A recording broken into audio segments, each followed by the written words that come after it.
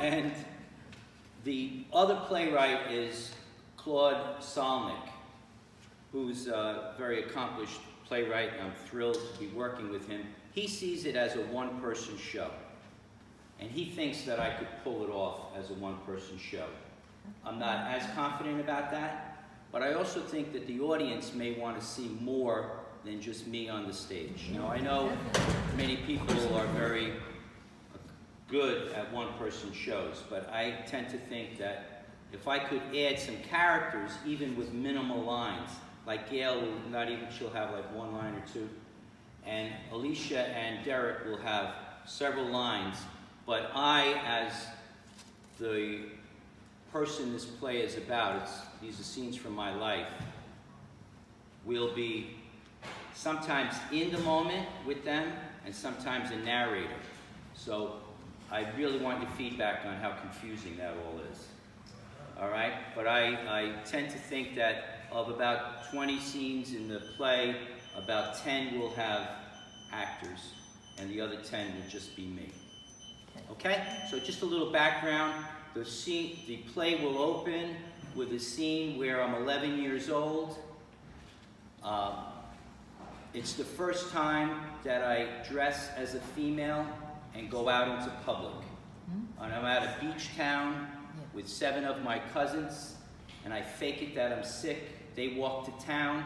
I take my cousin Sally's dress and stuff, and I get out onto the street for about 3 hours, and I'm thrilled about it. That's how I started being transgender about then. And then what happened is that I was a secret cross-dresser for most of my life until this scene happens when I'm about 20 years old.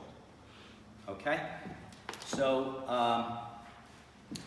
and I don't have this off book at this point. And so I'm reading both the stage directions and myself as a on-scene narrator. Well, who are they?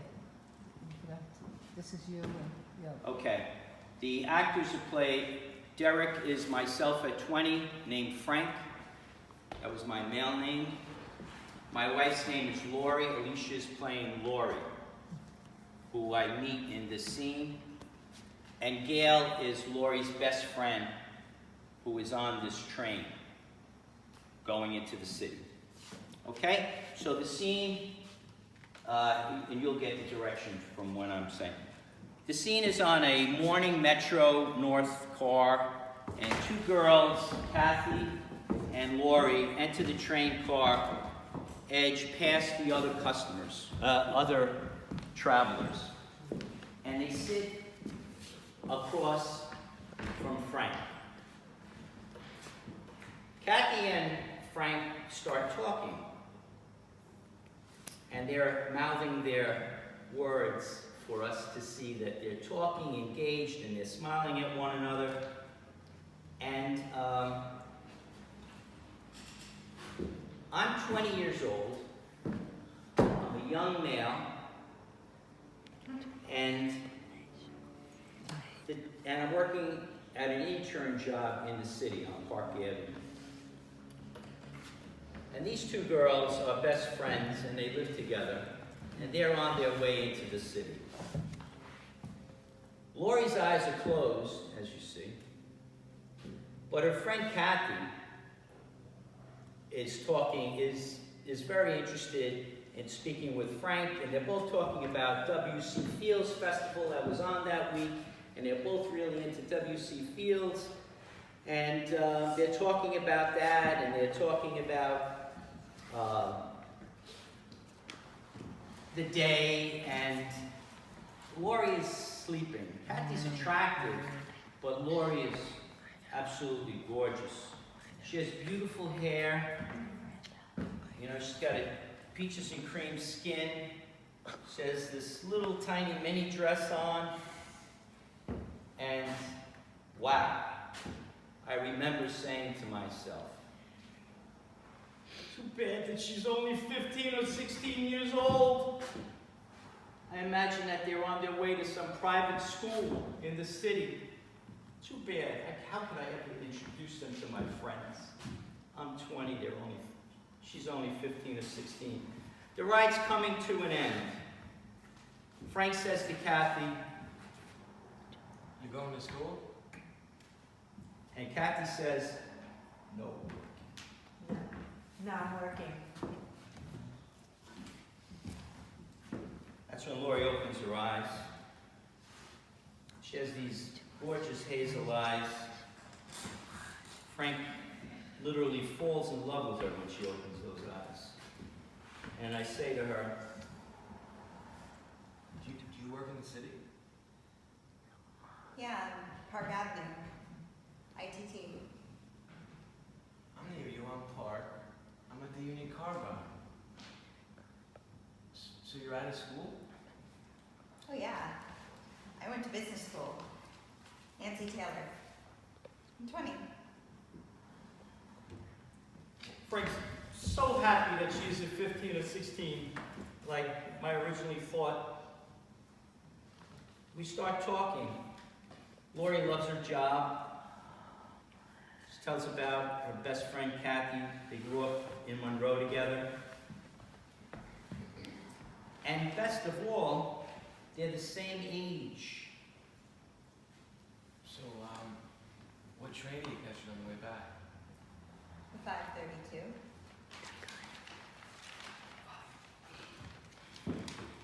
Can I sit with you on the way back? Okay. You know, she said, just okay. You know, I guess I didn't impress her that much. But at least she said okay.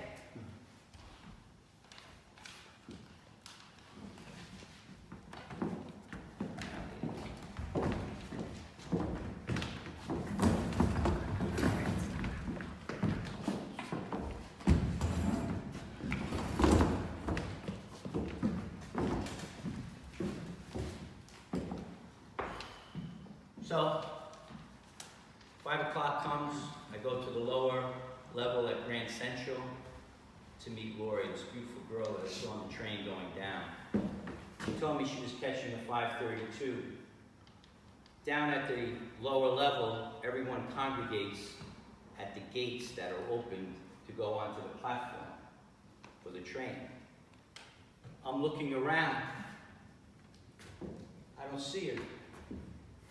You're up at that point. 4-seated. Right? You're up looking around for her. You don't see her. You're getting a little frustrated. There's a big crowd. You're looking and looking. She isn't coming. Finally, I see her.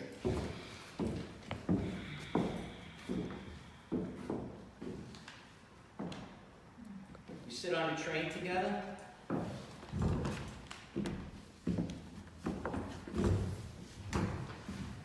And on the other side of the aisle is a guy named Tommy Downs. I haven't seen him for years. I'm genuinely glad to connect after a few years. After all, Tommy once saved my life, but that's another story. Tommy says, yeah, I work, no, Eric, Frank says, leaning over to Tommy, What's new? What's new with you? oh, I'm good. I'm good. Things are good. Yeah, I work in the city. And Tommy says,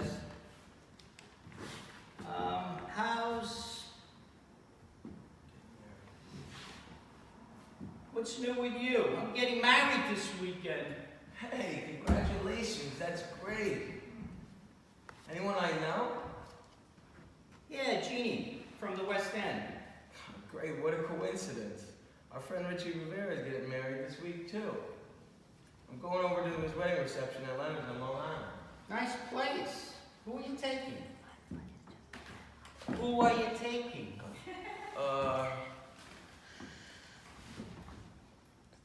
You want to go to a wedding this weekend? Yeah. Okay. Before we get on the train, Lorrie says, You know, before we get off the train, Lorrie says, I think it would be a good idea if we got together before the wedding. Get to know each other a little bit.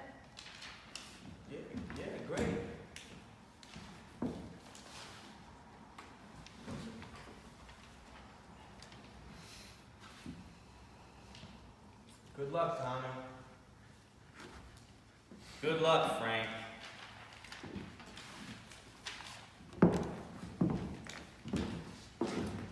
So, that's how I met my wife, Lorrie.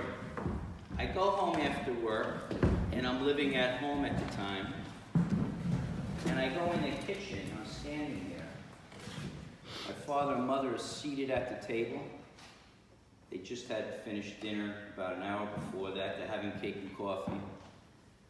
And I walk in, maybe it's about 6:30, 6:45, and my mother says, "You want something to eat? We just had macaroni an hour ago. There's a lot left.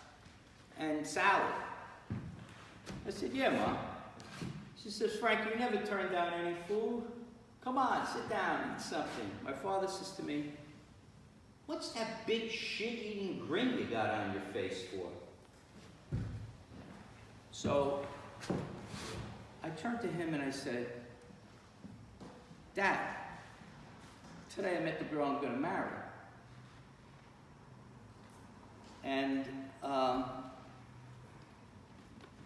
I don't know if it's the hormones or the fact that my mother and father have died, or the whole thing about me not being with my wife at the present time. But when I think back about that moment when my father says to me, "What's that shit-eating grin you have on your face?" And I was so happy about having met Lorrie and saying to him, "Today I met the girl I'm going to marry," really resonated with me. We get together for our first date. It was a Thursday. We had met on that Wednesday. Lorrie wanted to get together before we go to the wedding. Some people, when they meet, they're like oil and water, but we really connected. We connected with Khalil Gibran, poetry. I wrote poetry. We both loved reading poetry. She was an instant soulmate with me, and it was the 1960s. There was freedom, of love, and the whole bit. We connected. She loved my body as a man. I loved her body, her female body. I loved her face. I loved everything about her whole spirit. And we felt like we were in love, especially after the wedding. We sat with friends and family. We danced. There was plenty of music. And a couple of years go by. Anyway, we get married. Because I was so in love with her, cross-dressing went out of my life. I didn't find the need for it that I had been building up since I was 11 and trying to dress as a woman and somehow identifying with a woman. And so, because I had such a connection with her, I no longer cross-dressed, and I thought it was gone.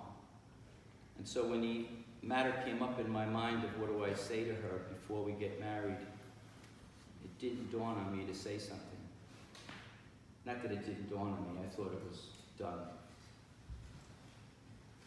But then we get married, about a year goes by, there's this box of stuff I took from my parents' house that's filled with some women's clothes and a wig that I secreted it into the closet of the new place that we lived.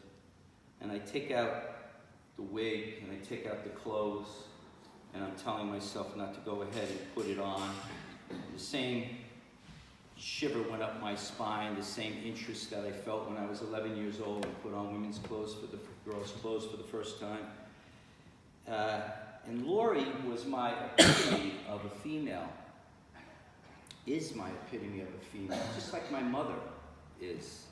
And so instead of just having her and being able to relate to her and being in love with her and making love to her, I got so enthralled with her that I wanted to be her and be like her as much as I could. And so that fed into the whole dressing up and emulating her. And we did have a beautiful wedding. My friend Tony Giattino brought in his guitar and we played My Sweet Lord. We had music playing John Lennon's Love. And we did Gail Gabron readings on the stage. And at the wedding, I had my best friends and my brother in the wedding party. We had a beautiful wedding. It was on Friday the 13th. But actually, Friday the 13th, other than the birth of my daughter Kelly, was the luckiest day in my life. And so I proved the superstition wrong. And we had a storybook wedding for a storybook couple, Lorrie and Frank.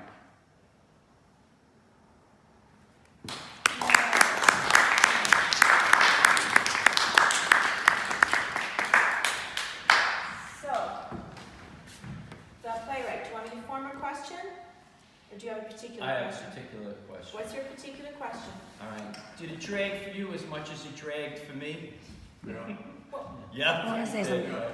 hold on, Kelly, you know him, so I want to get... Yeah, don't say it. Yeah, but I never heard this You know, before. I'm getting my pronouns in. But I never heard this That's before, okay. so I didn't heard this version. But just wait, because you're Okay, yeah. so close. Yeah. I think Fran needs to hear from other people Right, on absolutely. this. So, okay, so let's start with Shelley and then Nick. Shelley? Okay, it You didn't can drag just at tell them all. at home. I was engaged from the minute you started talking. I really wanted to hear more. I wanted to hear the whole story. I still want to hear more. I just found it Really? very, very interesting. I've never met you before, so it's the first time I'm meeting you, and I just